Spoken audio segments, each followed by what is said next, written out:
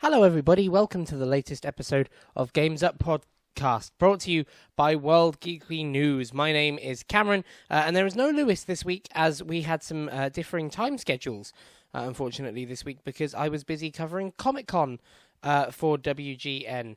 And you should go and have a look at that stuff and the content I made, because it's the first time that any of us at Games Up here were given press access to things, which hopefully means we might be able to get more in the future. Very exciting times. But that does mean you're in for a slightly smaller show this week. That does mean no Lewis, no long discussions, no news, none of that stuff. I thought instead we'd have a look at the games industry of the future. See, we're a couple of weeks away from the Game Awards and potentially some big reveals. There's a lot of rumours on the horizon. And in fact, if you listen next week, me and Lewis will be running through our predictions for the Game Awards. A big show. I look forward to doing it. We're also a couple of weeks after the big XO18 conference in Mexico City from Xbox. And we're seeing a stronger Xbox than we've seen in years. A real focus on first-party studios, a real focus on getting their hardware in the right place and being inclusive and releasing the right things and speaking with the right message. And it seems to be working. I have a lot more faith in Microsoft, and the general consumer seems to as well. We think we have a better slate for competition than we did at the start of this generation.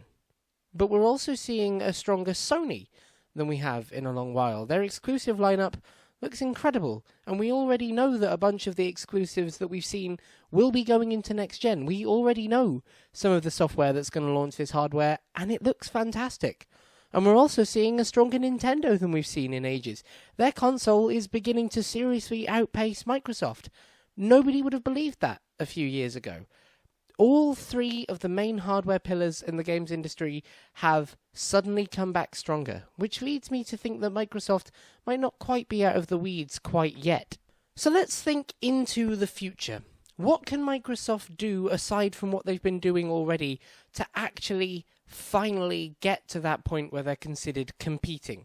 What can their moves be that bring them in line with their competitors? What can they do to shake off the bad reputation that they've garnered over the course of this generation? Well, I have some suggestions, so let's work through them. Firstly, this seems obvious, but it is an important one. Important new exclusives. Now, exclusivity is a weird thing. It kind of sucks, right? More people playing more things is what we want. More games in more hands is a good thing. But there is one good thing that comes out of exclusivity, and that's when a game gets made that wouldn't get made anywhere else. Sunset Overdrive is a perfect example of that. When Insomniac pitched it to Microsoft, they had already pitched it to everyone else, and nobody else wanted it.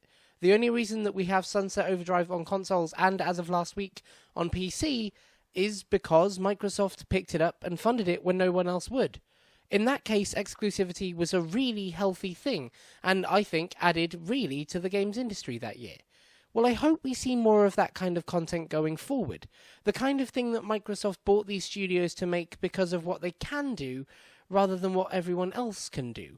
God of War is amazing, The Last of Us is amazing, Ghost of Tsushima looks really, really cool. But I don't necessarily want to see Microsoft doing exactly the same things as those. I wouldn't mind them aping the tone, I wouldn't mind them going after the audience or the mindshare, but I don't want to see exactly the same games or exactly the same story beats. I want it to have a different feel. I want it to feel like a competitor. I want to feel like I'm pushed to buy both consoles, rather than being okay with one. Microsoft did a good job of this in the last generation. Halo was, of course, the forefront of their exclusivity pillar, but look at the other things they brought to the gaming industry. Gears. One of the biggest exclusives that Microsoft has on its plate for the next few years already is Gears 5. And Gears was a big tentpole for them when they launched it. And Forza. As somebody who was recently converted to the Forza Horizon series, they're amazing games, and they're not all that old. They're still fairly young, and they started off in the generation before. It's these kind of games that can make a huge difference to a company going forward. Just look at what's been done with Sony. So I want to see important new exclusives, building brand new stories and franchises and worlds in the gaming industry that we wouldn't have seen without Microsoft's intervention. Number 2. they need to continue with backwards compatibility, and they need to do it for a couple of reasons. One, because they're the leader of it at the minute, and they don't get enough credit for that. The Switch is good in terms of having access to the NES online games, and it's a shame you have to pay for them, but at least they are there, and at least they can be kept in that way. Games are not really good at keeping their own history. We kind of let the mediums die before we can keep them safe and archived well. So backwards compatibility is really good for that. And Sony, too, have their online service, but none of them quite have the open user rights that the Xbox does. None of them are quite as good at saying, you own this game, so you still own this game. There's something magical about being able to put the Red Dead disc in nearly 10 years later and still being able to play Red Dead. And I think that's something really important, but something that goes along with it is the working with the teams to make sure it works and looks good. Red Dead never looked better than on the Xbox One, and I didn't think we'd be saying that 10 years ago, or nearly 10 years ago when it came out. There are a number of other games and OG Xbox games as well that have been made to look not just better, but some seriously upscaled, and some even more than just upscaled because of the work they did with those teams. It's a big ask, and it's not one that's going to go down well with every publisher, especially with remasters and remakes and this, that, the other being so popular this generation. But it is a really, really important thing that they are doing, both for the consumer and for you to keep the games that you own, and for the gaming industry as a whole, so that in a few generations' time, when none of this hardware works anymore, there might be some way that it can all be kept safe and kept going for the people of the future to have that access to it. Now, this is a big one, and we already know that they're basically working on it, but I want to make sure they get it right. xCloud. xCloud could be huge. If you don't know, xCloud is a program that Microsoft is working on where Xbox is just a thing on screens. You can access it with a controller, you can access it with keyboard and mouse, but it's just a thing on screens. Now, that doesn't mean you don't need an Xbox box somewhere at some point, but it means you don't need it all the time. So if you wanted to access Xbox on your phone, you click the xCloud app, supposedly, I assume. They haven't actually confirmed any of this, but I assume you'll click the xCloud app on your phone and have access to it. And I think this could be a serious bit of competition for Microsoft. And the reason I say it is because if you're selling me a console and an account and the Xbox Live Gold codes and this, that, the other, with the promise that you can access them on your Xbox, they'll be best on your Xbox. But also, if you're on a long train journey, you can get them on your phone. If you're having lunch at work and you just want to play a game of something, you can do that. If you have a long commute, you can do that. Maybe you don't even have the money for a TV. Maybe you're a young student who's just got your first laptop for university. Well, then you can have Xbox on your laptop. I think this is an absolutely killer move if they get it right. But the way they get it right is making sure that there's the right account for everyone there and then. Over the last couple of weeks, we've seen Sony really struggle with the PlayStation Network in terms of name changes. It came out that you can change your name on the PSN. Well done, everyone. But if you do, you risk seriously losing a lot of your stuff. You might lose leaderboards or trophies or this, that, the other. And whilst that seems trivial, it is the kind of thing that will make people think twice about doing it. If I know that I have access to my full account and my full Xbox backlog wherever I go, if it's just for 10 minutes on my mobile phone, that is going to make so many more people choose to have an Xbox account. And you think about it like this. They might not have to think about buying a PlayStation or an Xbox initially. Maybe some of them buy a PlayStation but want to play games on the go and so get themselves an xCloud account.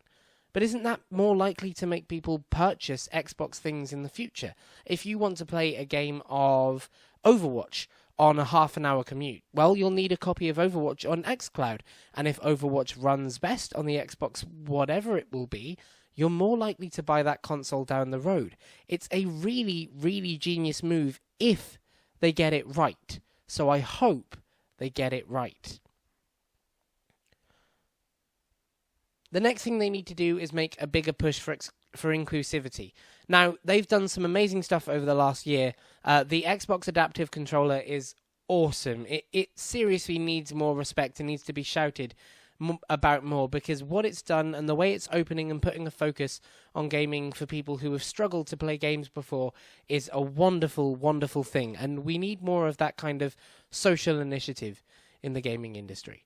And they can keep doing more of these things. The more options there are in the games and their hardware, like colorblind modes and modes for people with sight difficulties or hearing difficulties, this is the kind of thing that they can add on a software level that would make a big difference.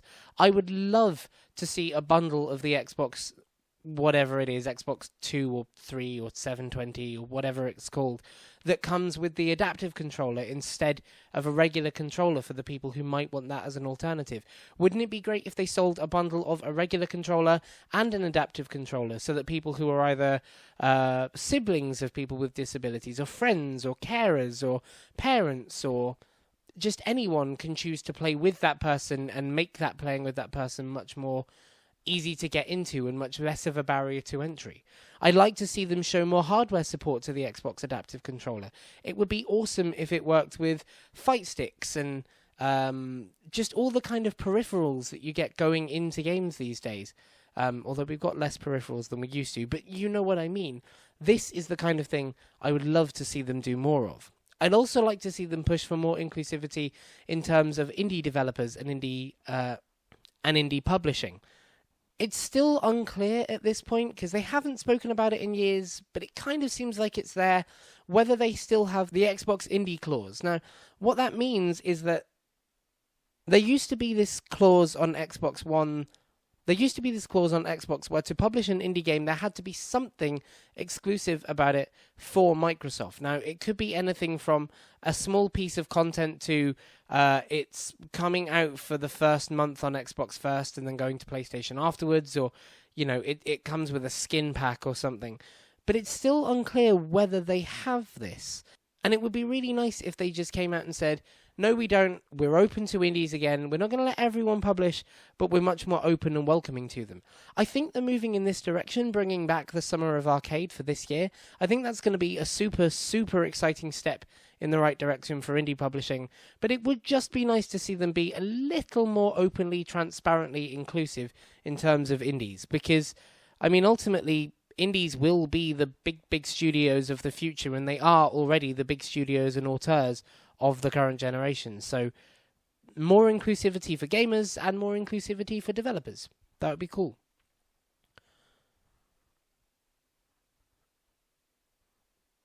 And now I'm going to throw you a curveball, an idea that I don't think they will ever do, probably, but I'd be pretty excited if they did. We've talked for a while now about how Game Pass is one of the big things that they're pushing. The access to those games wherever you go, the need to not have a disc to them and to trust in Microsoft's digital rights thing, which is kind of dodgy. Digital rights are a real big issue right now. But they are making a big press for Games Pass.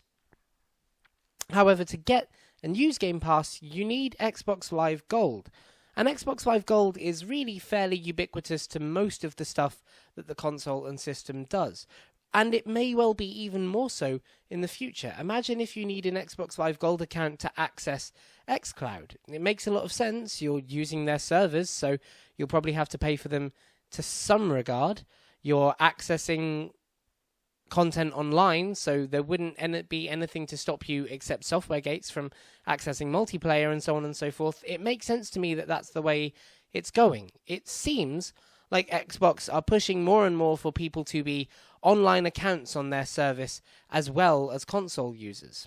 So I would like to see, and I don't think it will ever happen, but I would like to see all these little subscriptions piled into one slightly cheaper service. If everyone is expected to get Xbox Live Gold to get xCloud or Game Pass or whatever it is next, I would like that barrier of entry to be lowered a little bit. I'm not saying it has to be taken away, though that would be amazing, but I think it could be a serious win for Xbox if Xbox Live suddenly becomes a little easier to access than it was before.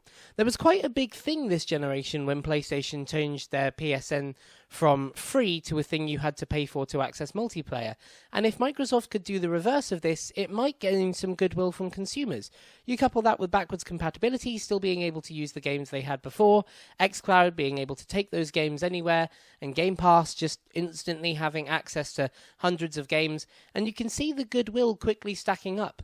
Now, all of this relies on them doing it properly, and we know that they have failed to do things properly in the past. In fact, this generation, they've been running from those failures pretty heavily. So I'm not going to assume that the Xbox we see in a year or a year and a half or 2 years or however long away it is time is the perfect competitor to Sony and Nintendo that we really need.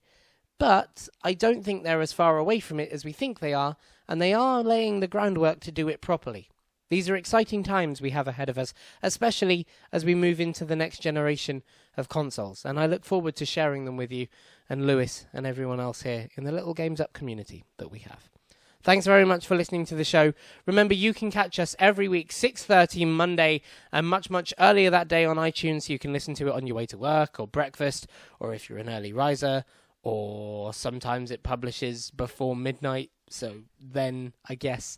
And also you can find us on all the socials, that is Facebook, Twitter, iTunes, YouTube, and Twitch, and we are at Games Upcast on all of them. Thank you very much. We will see you next week for the Game Award predictions, and until then, the game is up.